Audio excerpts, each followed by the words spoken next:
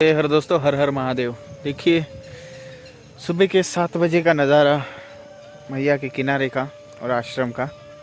और मैया के आज के दर्शन कर लीजिए और पास में जाके दिखाऊंगा। लेकिन मेरे साथ एक ट्रेजेडी हो गई है, आपको आगे देखने को मिलेगी।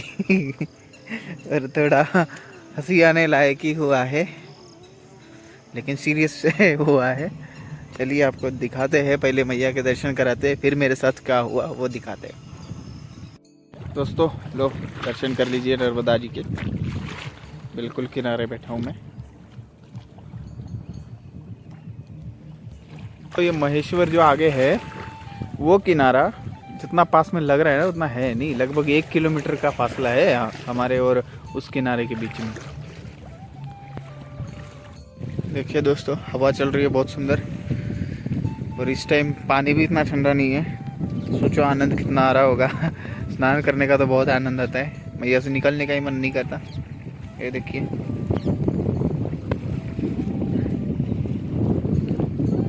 और मौसम देखिए। ऐसे मौसम में सही में आना चाहिए मैया के किनारे। देखिए दोस्तों क्या हो गया। मुझे मधुमक्खी ने काट लिया रात को सोया आराम से, भोजन करके सुबह उठता हूँ तो सूजा हुआ मुंह था। तब सोचा क्या हो गया ये। फिर बाबा जी ने बताया कि इधर मधुमक्खियाँ हैं, तो किसी मधुमक्खी ने काट लिया है और ये अब 3 दिन तक रहेगा, क्योंकि वो लाल वाली मधुमक्खी थी, इस वजह से। तो चलिए, आज रात 10 बजे से लेके 18 तारीख तक, मतलब 16 तारीख के रात के 10 बजे से लेके 18 के रात के 12 बजे तक सोमवती अमावस्या है, जो सोमवार को आने वाली अमावस्या।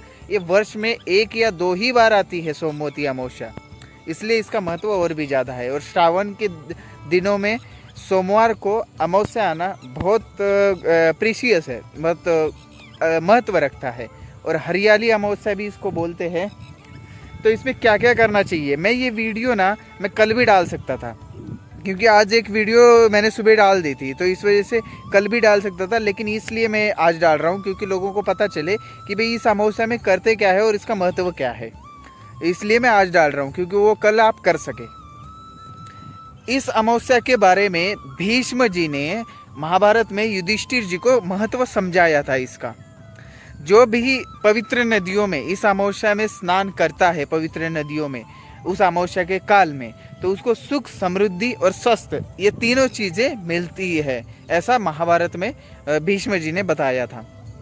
तो इस दिन क्या क्या करना चाहिए, उसको सौभाग्य प्राप्त होता है, ये विवाहित स्त्रियों के लिए।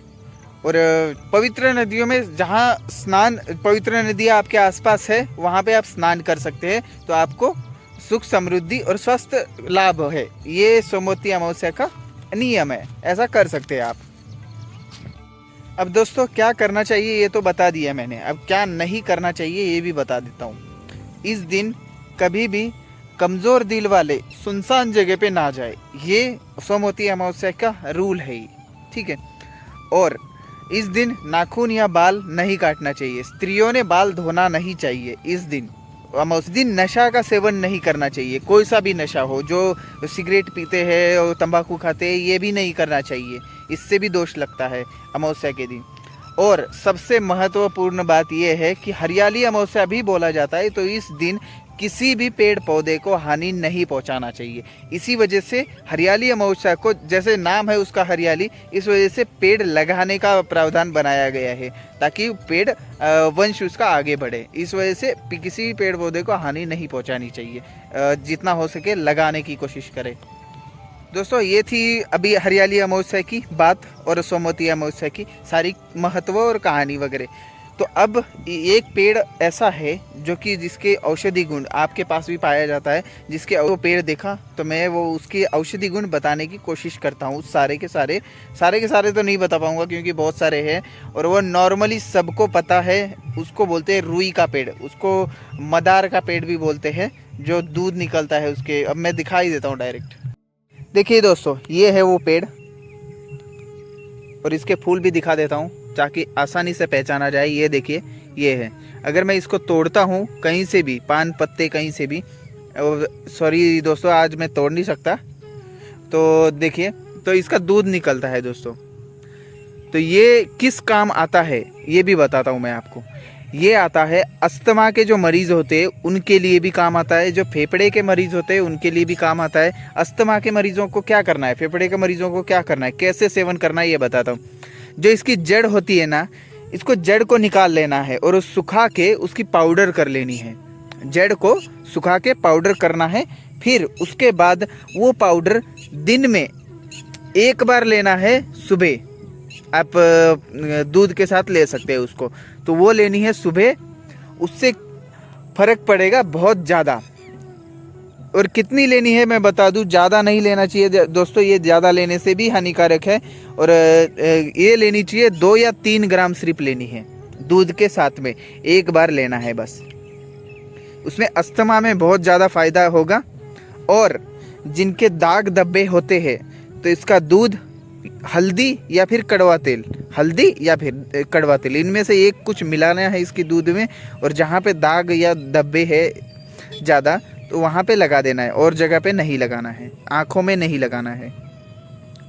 माइग्रेन की प्रॉब्लम है, माइग्रेन की प्रॉब्लम में भी बहुत काम करता है ये। इसका दूध जो है वो लगाना है अपने माथे पे, ऐसे पूरे माथे पे लगा देना है इसका दूध।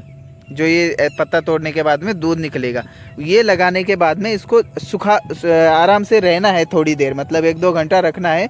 तो ये रोज़ लगाना है, दो टाइम लगाए तो 2 टाइम भी लगाना है आपके माथे पे, तो इससे माइग्रेन का प्रॉब्लम ठीक हो जाएगा।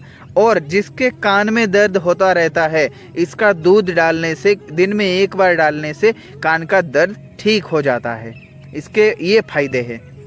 और जिसके चेहरे पे रौनक नहीं है, उसको क्या करना है, इसका जो दूध है वो और हल्दी थोड़ी मिला के उसको लेप कर देना है। आँखों में नहीं लगाना है दोस्तों, उसको लेप करना है। जिसके चेहरे पे रौनक नहीं है या फिर जिसका चेहरा बहुत डल है, उन्होंने करना है ये। अगर पहले से अगर ठीक है तो फिर नहीं करना है, क्योंकि और ज़्यादा वो दिक्कत हो सकती है। और वो थोड़ी देर के लिए नहीं करते लोग बहुत देर तक रखते हैं। तो फिर जिसका डल चेहरा है उसको वो लगा देना है लेप, और कुछ देर में धो देना है, तो थोड़ी सी रौनक आ जाएगी। ये है इसके फ़ायदे।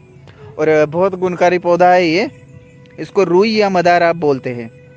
और ये हर जगह पे मिलता है वैसे तो देश के, आप पहचान कर सकते हैं। देखिए ऐसे फूल होते हैं, और सफ़ेद भी फूल होते हैं, वो भी काम आते हैं।